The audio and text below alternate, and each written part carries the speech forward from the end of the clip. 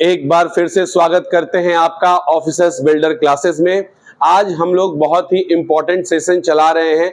इसमें अभी हम लोगों ने देखा था कुछ देर पहले कि बंगाल का विभाजन क्यों किया गया था अंग्रेजों के द्वारा।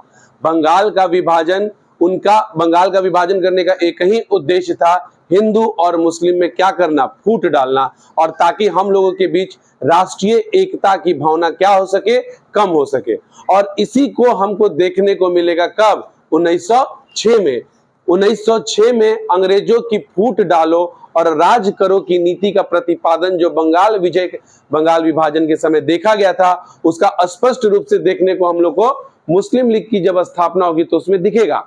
देखिए क्या होता है कि 1906 में मुस्लिम लीग की स्थापना की जाती है। मुस्लिम लीग की स्थापना कहीं ना कहीं बंगाल विभाजन का क्या था, एक परिणाम था, और अंग्रेजों के द्वारा प्रोत्साहित किया जा रहा था मुसलमानों को कि वो किसी भी प्रकार से क्या करें, बंगाल का विभाजन करें, मुस्लिम लीग की स्थापना करें और हिंदू से हटके वो कुछ अपना अलग करें। तो अंग्रेजों की फूट डालो और राज करो की नीति का प्रतिपादन 1905 में बंगाल के विभाजन के द्वारा हम लोगों ने देखा कि किया गया था। और इसी का परिणाम क्या था, 1906 में मुस्लिमों में उच्च वर्गों द्वारा मुस्लिम लीग की स्थापना ढाका में देखने को हमको मिला। ढाका आपके बांग्लादेश में है और उसके आज के समय राजधानी भी है। और इसी समय 30 दिसंबर 1906 को, ये डेट याद रखिएगा, 30 दिसंबर 1906 को आगा खां सलीमुल्लाह जो ढाका के नवाब थे, मोहिसुन उल मुल्क के नेतृत्व में मुस्लिम लीग की क्या की गई, स्थापना की गई। कहां पे, ढाका में। ठीक है। और इसका संस्थापक कौन बना, सलीमुल्लाह, और इसके प्रथम अध्यक्ष कौन बने, आगा खां, और इसके प्रथम सचिव मोहिसुन उल मुल्क और वकार उल मुल्क बने थे। और मुस्लिम लीगों ने अपना मुख्यालय कहां बनाया था, लखनऊ में बनाया था। और इसी समय मुस्लिम लीग ने अपना प्रथम अधिवेशन कहां किया, ढाका में आयोजित किया। और उसी प्रथम मुस्लिम लीग के अधिवेशन में ऑल इंडिया मुस्लिम लीग की क्या की गई, स्थापना की गई। तो ऑल इंडिया मुस्लिम लीग की जब स्थापना कर दी जाएगी तो मुस्लिम लीग द्वारा प्रति वर्ष मुस्लिम लीग का अधिवेशन आयोजित किया जाएगा। और इसी में दूसरा अधिवेशन इन्होंने अपना कहां आयोजित किया था, तो दूसरा अधिवेशन इन्होंने 1907 के कराची में किया था। यहां तो कुछ हम लोग को ज्यादा विशेष देखने को नहीं मिला, लेकिन 1908 में जो अंग्रेजों की फूट डालो और राज करो की नीति थी, उसका सबसे अच्छा स्पष्ट रूप से देखने को मिलेगा कब, जब तीसरा अधिवेशन होगा 1908 में। कहां पे, आपके अमृतसर में। कहां पे, अमृतसर में। अमृतसर में पहली बार मुस्लिम लीग ने डिमांड किया कि मुस्लिम के लिए पृथक निर्वाचन की मांग की जाए। क्या की जाए, पृथक निर्वाचन, यानी कि मुस्लिम को केवल मुस्लिम चुनेंगे, हिंदू को केवल हिंदू चुनेंगे। ऐसी मांग पहली बार, जो अंग्रेजों का इच्छा था कि किसी भी तरह इनकी राष्ट्रीयता को तोड़े, ये हमको देखने को मिल जाता है 1908 के अधिवेशन अमृतसर में। और इसी में मुस्लिम लीग द्वारा पृथक निर्वाचन की मांग को क्या किया गया था, प्रस्तुत किया गया था। तो अंग्रेजों को तो यही मौका चाहिए था कि तुम मांगो, हम देने के लिए तैयार हैं।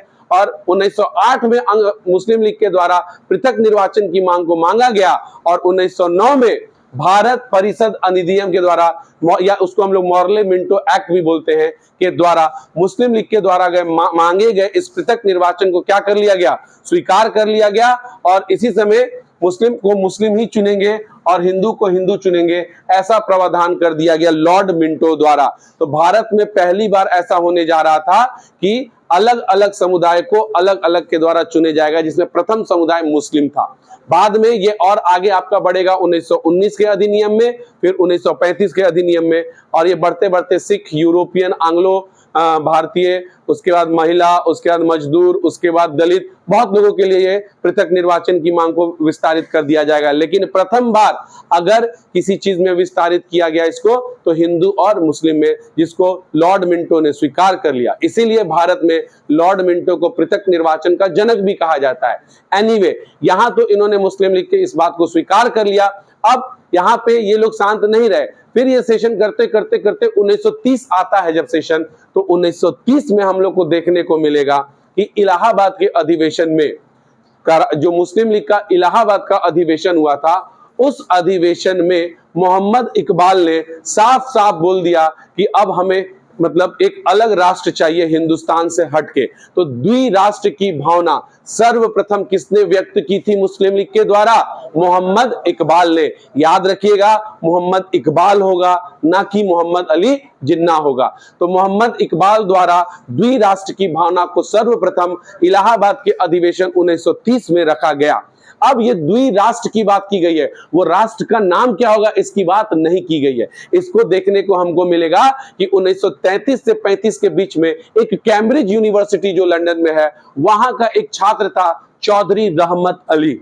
चौधरी रहमत अली ने इस द्विराष्ट्र में जो दूसरा राष्ट्र होगा उसका नाम सर्वप्रथम पाकिस्तान रखा था। उसमें उस क्षेत्र को उन्होंने इंक्लूड किया था, जैसे पंजाब, कश्मीर, सिंध, बलूचिस्तान और पाकिस्तान, इन सबको मिला के पाकिस्तान शब्द दिया गया था। किसके द्वारा? चौधरी रहमत अली द्वारा।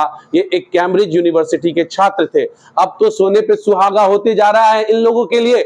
मोहम्मद इकबाल ने द्विराष्ट्र मांग लिया, उस राष्ट्र का नाम क्या रख दिया गया? पाकिस्तान। तो निश्चित तौर पे मुस्लिम लीग की औपचारिक रूप से भी इसकी मांग को कहीं ना कहीं रखा जाएगा। तो बिल्कुल रखा गया।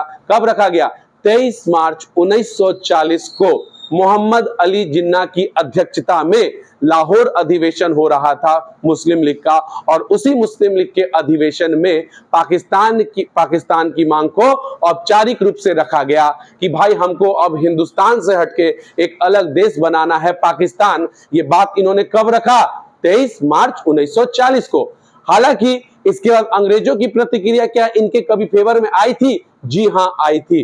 क्रिप्स मिशन 1942 में जब पाकिस्तान अपना बात कर रहा था कि हमको पाकिस्तान की मांग चाहिए, पाकिस्तान चाहिए, पाकिस्तान चाहिए, तो उस समय क्रिप्स मिशन के प्रस्ताव में इन्होंने एक ऐसे संविधान का निर्माण करने का बात कहा था कि जो हिंदुस्तान के संविधान नहीं बनाना चाहते या हिंदुस्तान के संविधान में नहीं रहना चाहते हैं, वो अपना एक अलग से संविधान बना लें। मुख्य रूप से पाकिस्तान शब्द का उपयोग नहीं किया गया था, लेकिन कहीं ना कहीं ये कहा गया था कि जो हिंदुस्तान के संविधान को नहीं एक्सेप्ट करना चाहते हैं वो आके अपना अलग से संविधान बना ले। तो मुस्लिम लीग के द्वारा, अंग्रेजों के द्वारा क्रिप्स मिशन के प्रस्ताव में कहीं ना कहीं अनौपचारिक रूप से पाकिस्तान की मांग को क्या किया गया था? स्वीकार किया गया था। और इसी का परिणाम अंततः 1947 में देखने को क्या मिलेगा कि भाई आपका हिंदुस्तान पाकिस्तान का बंटवारा हो जाता है। कब? जब लॉर्ड माउंटबेटन 3 जून प्लान लाते हैं और उसमें 2 राष्ट्र हिंदुस्तान और पाकिस्तान को बना दिया जाता है, और डेट डिसाइड किया जाता है 15 अगस्त 1947 को कि हिंदुस्तान और पाकिस्तान का क्या होगा? विभाजन होगा। ठीक है, तो ये मुस्लिम लीग से रिलेटेड था। अब हम लोग और आगे वाला टॉपिक अभी और करेंगे। Thank you. इस बार